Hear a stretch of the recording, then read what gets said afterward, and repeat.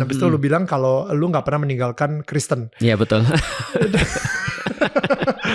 Bisa boleh diulang nggak bagian Okay. itu? Maksudnya apa yang lagi, kenapa lu bisa ngomong itu dan what do you mean by that? Ya, ini kayaknya perjalanan pendewasaan termasuk di dalam spiritualitas seperti pembukaannya Daniel tadi ya. Bahwasanya kita itu kan sebenarnya dalam hidup ini kan senantiasa mencoba untuk mencari ilmu, karena kita nggak akan pernah bisa untuk berilmu sebenarnya. Tapi kita cuma mencari ilmu aja sebenarnya. Nah, semakin aku mempelajari agamaku, semakin aku terus mempelajari apa yang ada di dalam Al-Quran, maka aku kemarin mengatakan begini, sepertinya di titik ini aku menjadi yakin bahwasanya dulu ketika aku masuk Islam, aku merasa bahwasanya aku tuh kayak ninggalin agama Kristen, lalu masuk Islam.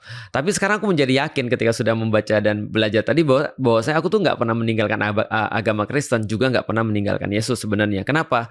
Karena semua agama ini sebenarnya adalah berasal daripada zat yang sama, berasal daripada sumber yang sama. Maka aku bilang ya, zaman dulunya disebut Kristen, zaman sekarang disebut dengan Islam. Tapi sebenarnya menurutku sih nggak ada yang berbeda sih sebenarnya kalau dilihat dari segi itunya ya.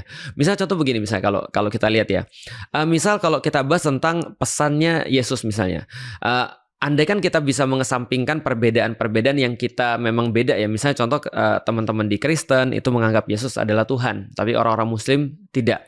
Tapi kalau kita kesampingkan itu, ternyata ajaran-ajarannya sama kok. Kalau misalnya kita lihat antara misalnya doa Bapa Kami sama suratul Fatihah, kita akan kaget itu kesamaannya banyak banget. No way. Serius. Wow. Ya makanya terus kemudian kalau kita lihat Yesus misalnya ketika dibaptis di Sungai Yordan, lalu terus kemudian itu sebagai penanda karya keselamatan dia gitu kan ya. Maka di dalam Islam juga sama. Setiap kali kita melakukan ibadah kita harus suci kan gitu kan ya. Bahkan kalau misalnya Yesus dibaptis misalnya di Sungai Yordan, sekali dibaptis orang Muslim itu minimal melakukan itu seminggu sekali minimal ketika sebelum Jumatan. Oh, oke.